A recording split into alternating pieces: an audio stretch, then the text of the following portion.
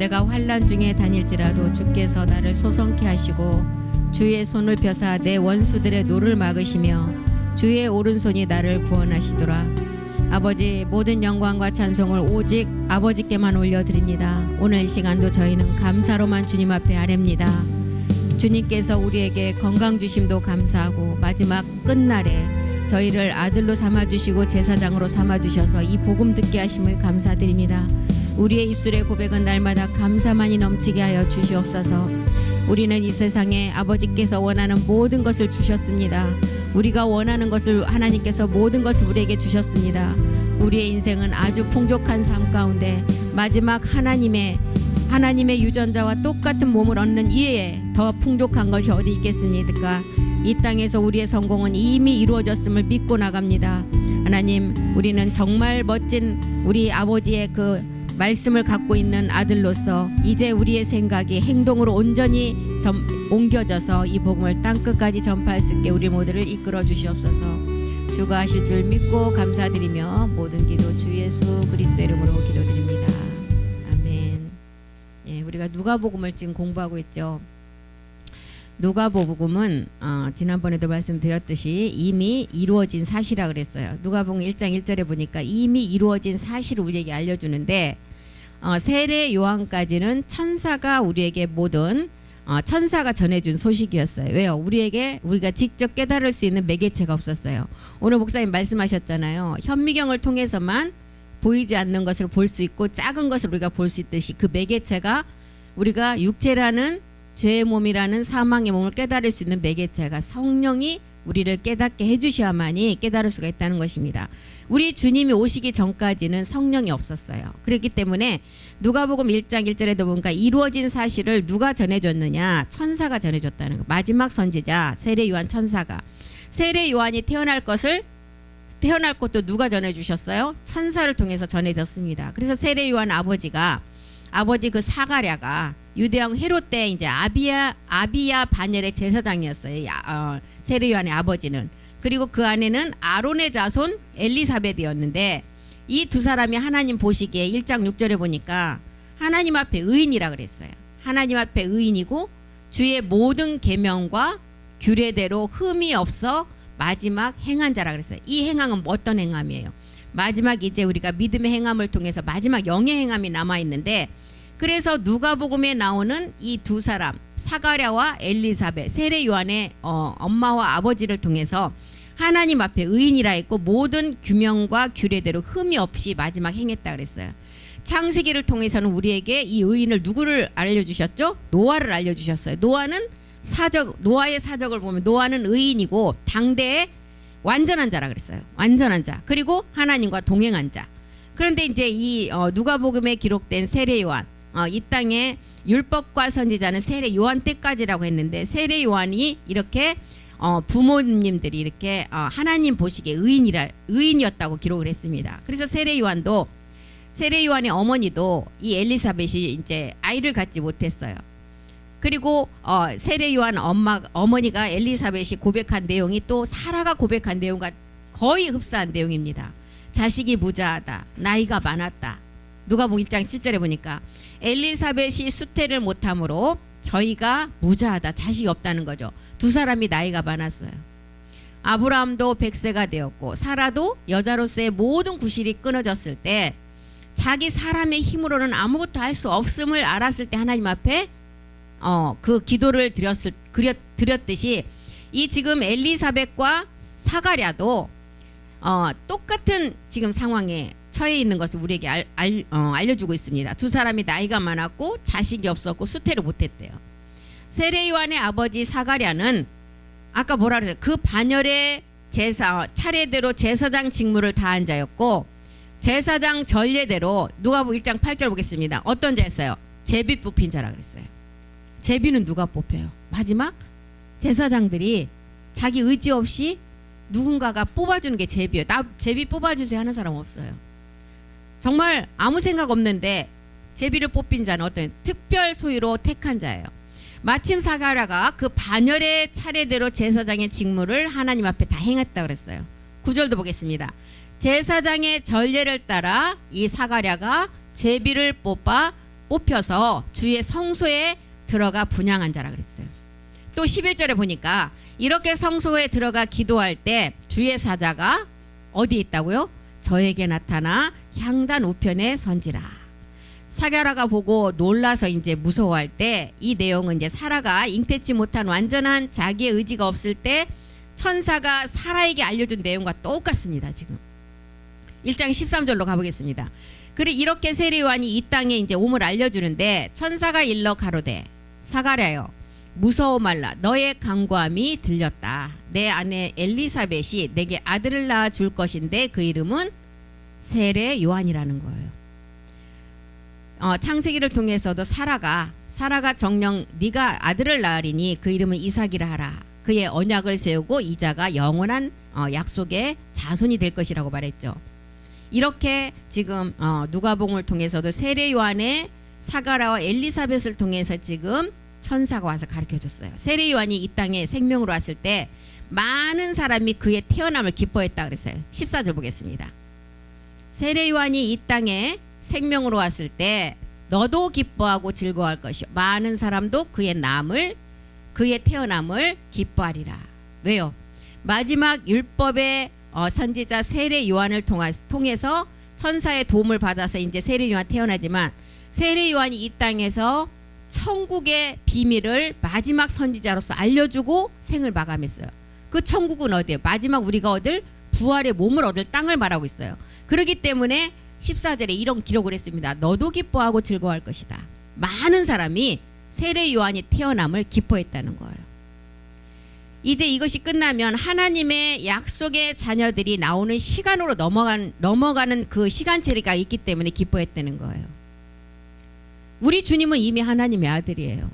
우리 주님이 태어남을 기뻐한 게 아니라 우리 주님은 이미 하나님의 아들이 되었기 때문에 이제 세례 요한이 이 땅에 모든 것을 마감하고 나면 우리 주님을 먼저 보여주신 것은 우리 주님을 주님의 맏아들로 택했고 그 밑에 동생이 그 다음에 약속의 자녀로 나올 시간체를 알려주고 있는 것입니다. 그렇기 때문에 지금 누가복음 1장 14절이 너도 기뻐하고 즐거워할 것이다. 많은 사람이 세례 요한이 태어남을 기뻐한다는 거예요. 그 약속의 자녀가 나오는 시간체가 있기 때문에 그 약속의 자녀들이 나오는 시간으로 넘어가기 때문에 기뻐했다는 거예요. 그래서 천사를 통해서 마지막 도움을 받은 사람이 세례 요한인데 그 다음부터는 약속의 자녀가 나온다는 것을 알려주고 있는 것입니다. 세례 요한이 끝나고 태어나고 이 땅의 마지막 이 평화를 누릴 자가 이제 야곱의 집의 왕들이에요. 누가복음 1장 33절 보겠습니다. 영원히 야곱의 집에 왕노릇할 것이다. 야곱의 집은 성전이에요. 우리의 이 땅에서 우리가 얻을 부활의 몸을 말하고 있어요. 야곱의 집은. 그래서 부활의 몸을 성전을 이룰 마지막 제사장들이 왕노를 할 것인데 그 나라가 이 나라는 영원한 나라. 이 나라는 없어지지 않는 나라예요. 망하지 않는다 그랬어요. 다니엘은 이 나라를 망하지 않는 나라 그랬어요. 세례 요한은 뭐라 그랬어요? 사도 요한은 주와 그리스도의 나라, 진리의 나라라 그랬어요. 이 나라를.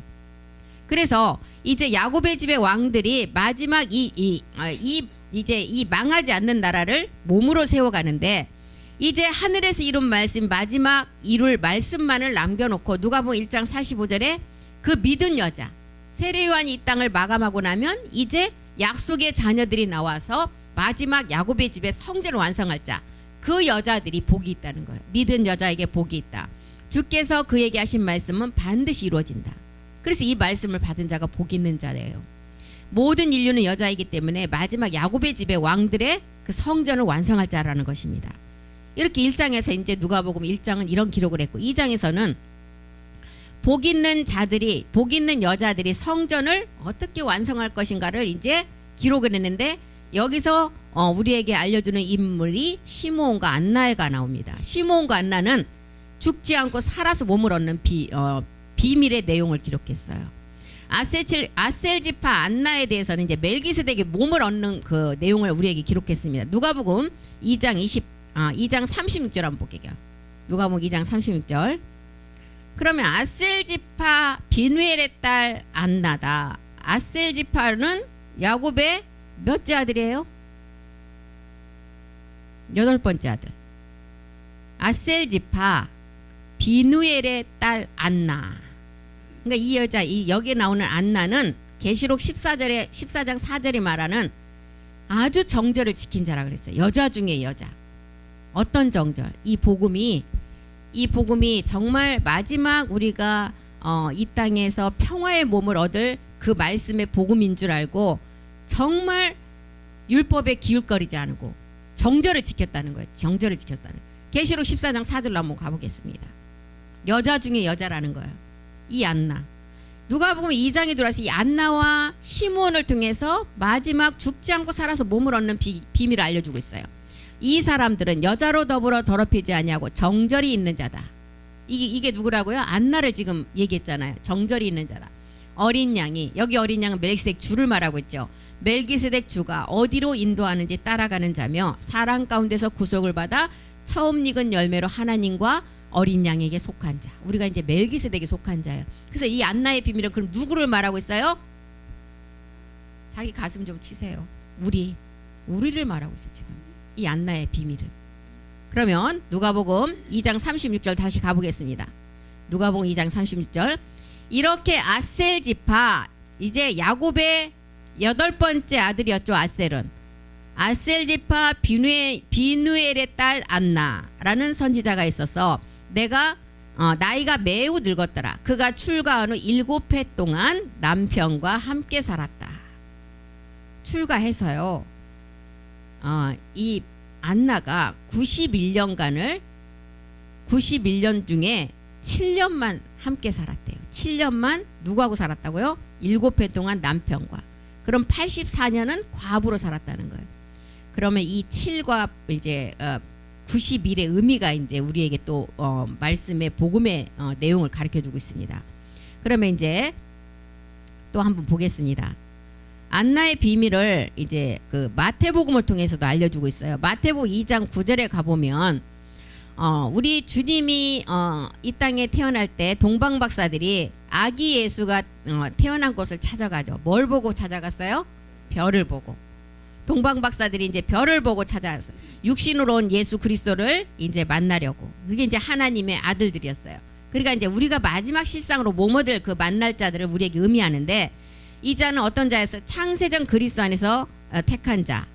창세기 2장 8절이 말하는 씨 안에, 말씀 안에 그 씨로 존재했던 자. 이 자들을 말하고 있어요. 다윗의 뿌리, 멜기세덱 동방 박사들이 이제 이것을 알려주고 있는데, 아기 예수에게 2장 10절에 보니까 저희가 동방 박사들이 별을 보고 가서 이제 머문 자리를 보니까 저희가 별을 보고 가장 크게 기뻐하더라. 별이 머문 자리가 있었어요. 11절 보겠습니다. 집에 들어가 아기와, 이 집은 이제 성전이에요. 성전. 이제 마지막 얻을 몸이죠. 집에 들어가 아기와 그 모친 마리아에 함께 있는 것을 보고 엎드려 아기께 경배하고 보배함을 열어 황금과 유향과 모략을 예물로 드리니라. 아기가 이제 태어났다. 별이 해로 떠오른다. 우리 베드로후서 1장 19절에 먼저는 우리 안에 마음에 뭘로 떠올라요? 별. 말씀이잖아요. 말씀. 우린 수없이 말씀 많이 들었잖아요. 이 말씀. 그래서 이제 먼저는 이 샛별이 우리 마음에 먼저 떠올라서 이제 말라기 4장 2절에 보니까 뭘로 나와요? 의로운 해는 뭐예요? 멜기세덱 주잖아요. 우리 안에 멜기세덱의 그 말씀이 이 마음에서 이제 씨가 이제 점점 따라서 이 말씀이 이제 자라가면 의로운 해 광명한 해 마지막 성전으로 완성된다는 걸 알려주고 있죠. 그래서 이 아기는 그런 의미를 지금 마태복음 2장 11절에 그 의미를 가르쳐 주시고 있고, 그 다음에 또 그 후에 아기께 경배하고 보배함을 열어 동방 박사들이 아기 예수 태어났는데 가서 뭔 지금 애기한테 황금과 유황과 모략을 예물로 드리겠어요.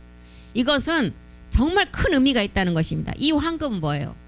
십자가 죽음이에요. 우리는 지금 황금을 통해서 십자가의 죽음을 의미했어요. 노마서 6장 6절이 말하는, 노마서 6장 4절에서 8절까지의 내용이에요. 이 황금이 십자가의 죽음, 내가 그리스도와 함께 십자가에 못 박히고 나니까 우리 안에 새 생명 그리스도가 이제 씨로 들어와서 그 씨 그리스도가 마지막 완전한 몸 멜기세덱 몸으로 가는 거.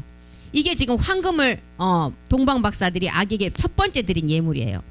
그 다음에 유황은 뭐예요? 유황은 번제인 십자가 죽음의 제사장들이 드리는 소제예요. 소제는 뭐예요? 곡식으로 드리는데 소제는 그냥 안 드려. 완전히 빻아서. 그러니까 일곱 정육의 말씀으로 우리가 일곱 정육을 완전히 빻아버리라는 거예요. 이게 소제예요. 이것이 지금 유황이에요. 유황의 비밀이에요.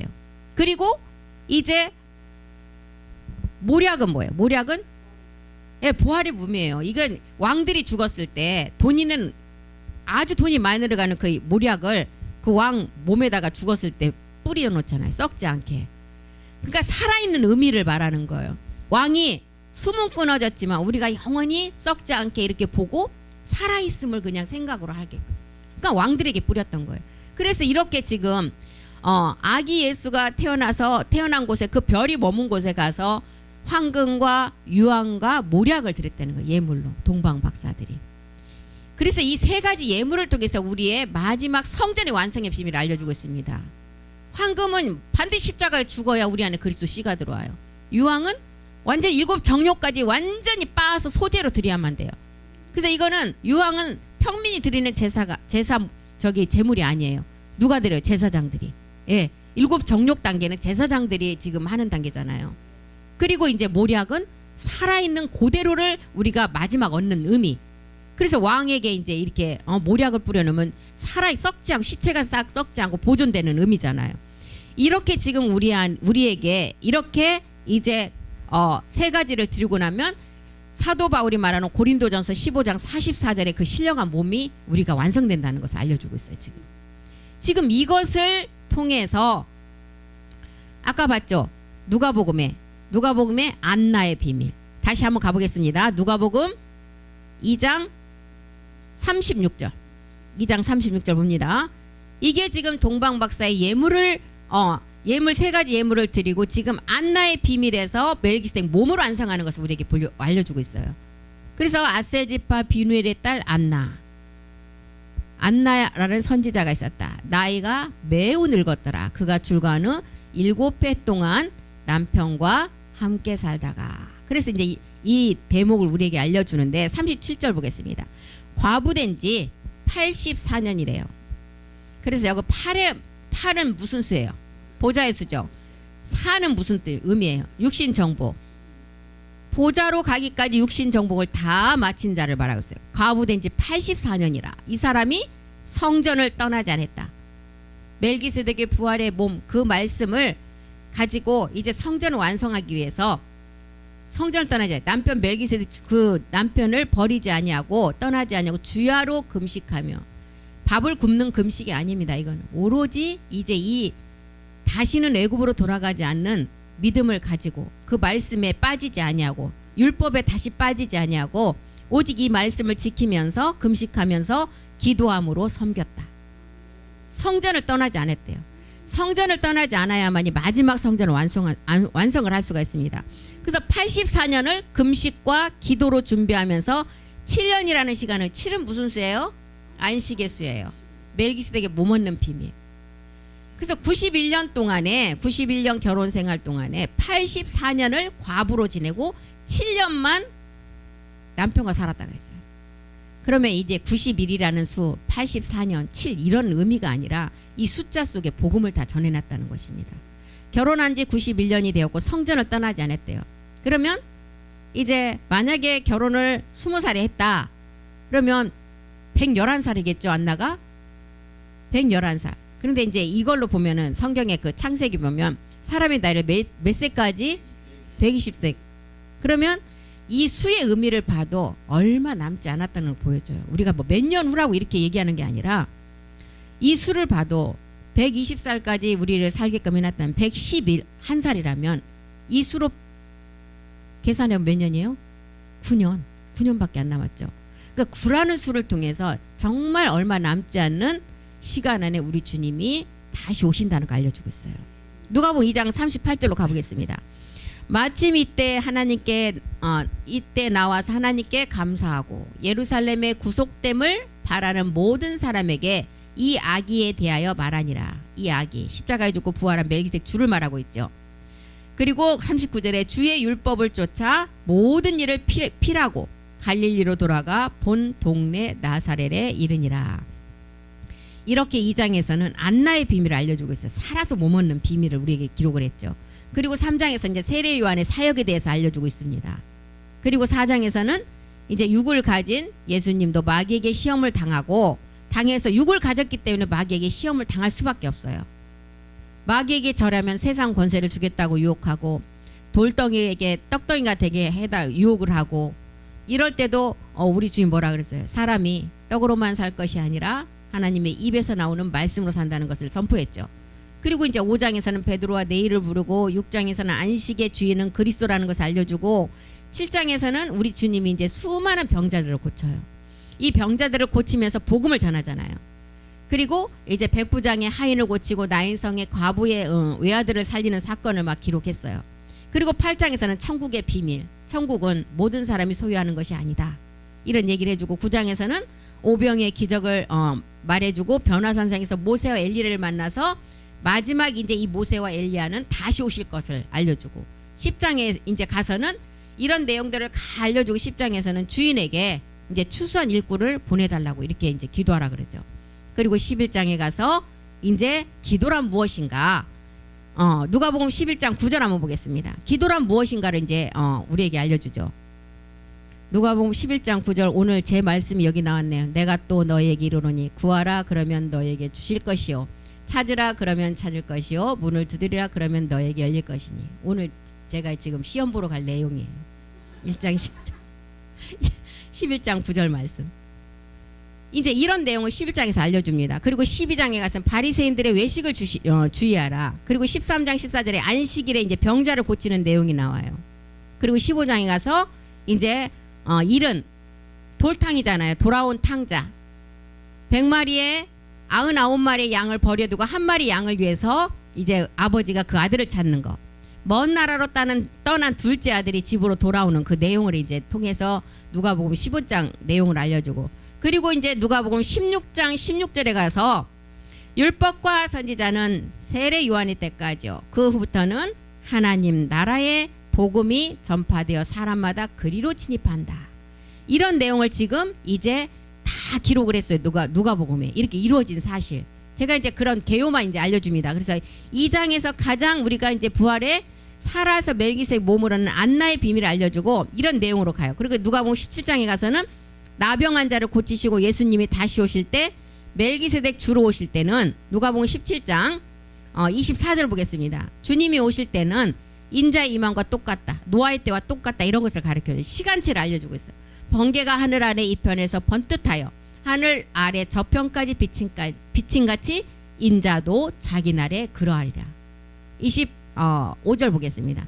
인자가 먼저 가장 많은 고난을 당하고 이 세대에게 버림바 되어야 할지니라. 26절 보겠습니다. 마치 노아의 시대처럼 노아의 때 된 것과 같이 인자의 임함도 똑같다.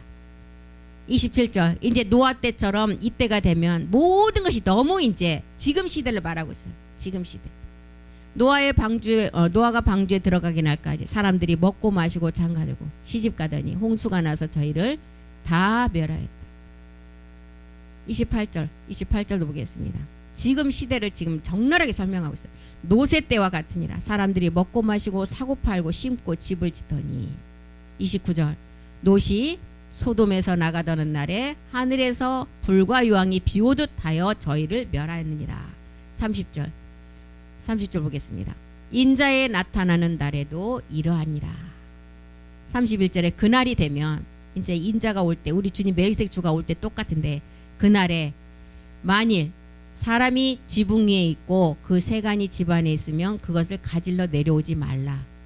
밭에 있는 자도 이와 같이 뒤로 돌이키지 말 것이며. 32절에 이제 노새 아내를 생각하라는 거예요. 노새처를 생각하라.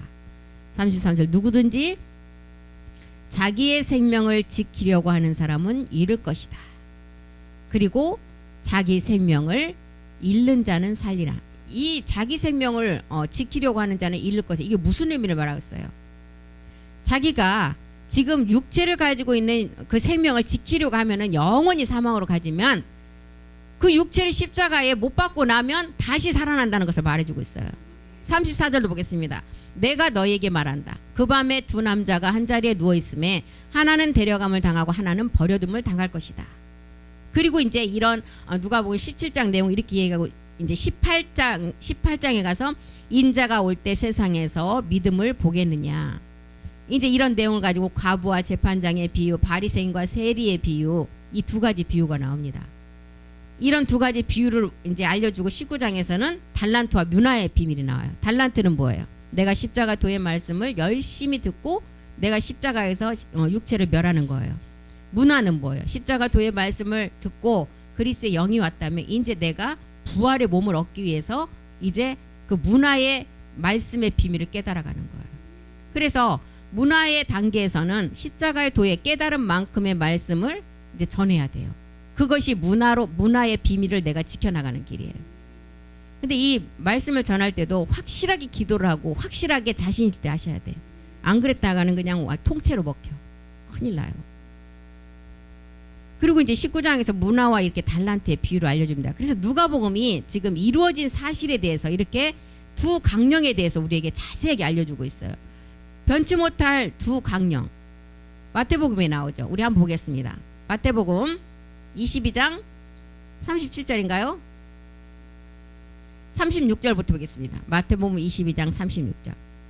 이렇게 누가복음의 두 강령에 대해서 확실한 비밀을 알려주고 있어요. 선생님이여 율법 중에 어느 계명이 크니까. 37절. 예수께서 가라사대 내 마음을 다하고 목숨을 다하고 뜻을 다하여 주 너희 하나님을 사랑하라. 이것이 첫째 계명이라는 거예요. 38절에. 이것이 크고 첫째 되는 계명이다. 이게 이제 마음을 다하고 목숨을 다하고 뜻을 다하여 주 하나님을 사랑하려면 육체를 가지고는 사랑을 할 수가 없어요. 그러니까 가장 먼저 육체를 하나님과 똑같은 유전자로 바꿔야 돼요. 육체를 없애고. 그러면 뭐예요? 이게 이제 이 첫째 되는 계명은 십자가의 죽음을 말하고 있어요. 십자가 도의 말씀이죠. 39절에 둘째는 그와 같다. 내 이웃을 내 몸과 같이 사랑하라. 내 이웃은 성경에 말하는 내 이웃은 멜기세덱 주밖에 없어요. 그리스도를 말하고 있어요. 내 이웃 그리스도를 내가 사랑하려면 어떻게 해야 되겠어요? 십자가의 죽음이 없으면 절대 사랑할 수가 없어요. 십자가의 죽음을 깨닫고 그리스도가 내 안에 와야만이 그 그리스도가 내 이웃임을 깨닫고 그리스도를 사랑할 수가 있다는 것입니다. 그 사랑을 통해서 마지막 우리의 몸을 완성해요. 그래서 22장 40절에 이 두 계명이 율법과 선지자의 강령이라는 거예요. 그래서 하나는 골고다 십자가를 통해서 육체의 비밀을 깨달아라. 또 하나는 마지막 이제 육체의 비밀을 깨달은 자가 이제 마지막 영과 혼과 몸이 온전히 보존되는 둘째 강령이 무엇인지를 깨달으라는 거예요. 그래서 에베소서 5장 32절에 이것이 큰 비밀이라고 하는데 아내들이여 남편을 사랑하라. 온 인류의 여자를 말하고 있죠. 아내들. 그럼 남편은 멜기세덱 주예요. 온 인류의 여자가 남편 그리스도를 사랑하려면 아까 뭐부터 해결이 돼야 돼요? 우리가 육체를 가지고는 사랑을 할 수가 없어요. 우리 육체의 주관자가 그 사랑을 하지 못하게 딱 막고 있어요. 쥐고 있어요.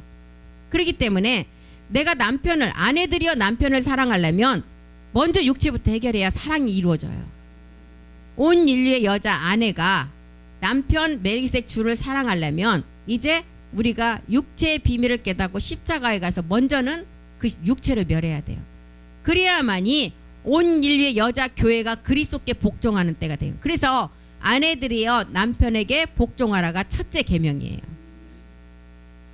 그리고 둘째 계명은 뭐예요? 이제 남편들에게 뭐라고 해요? 남편에게 이제 아내를 내 몸과 같이 사랑하라. 아까 내 이웃을 내 몸과 같이 사랑하라 그랬잖아요.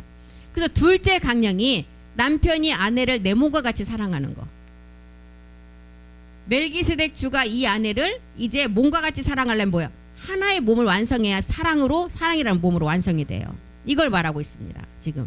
그래서 이제 이런 두 사랑이 이루어졌을 때 결과물이 뭘로 나와요? 자녀 생명으로 나오잖아요. 그래서 이 땅의 그림자 세계에서도 남녀가 결혼을 해서 결혼의 목적이 뭐예요? 자녀 때문에 자녀. 그런데 이것을 지금 첫째 어기고 있다는 것입니다. 남편과 아내가 하나의 몸을 이뤄서 자녀로 생산하는 게 하나님의 가장 큰 목적이에요. 하나님의 목적은 이 땅에 자녀를 생산하는 거예요. 우리가 깨닫는 가장 큰 비밀은 그리스도를 깨달아서 우리가 생명으로 나아지는 거. 하나님의 비밀은 자녀 출산이에요. 자녀 창조. 그렇기 때문에 이제 아내들아 남편에게 복종이 이루어지고 남편이 그 아내를 내 몸과 같이 사랑하게 되면 그 결과물은 자녀로 생명으로 이제 출생이 된다는 것입니다. 이것을 지금 우리에게 누가복음을 통해서 다 알려주고 있어요. 안나와 시몬을 통해서.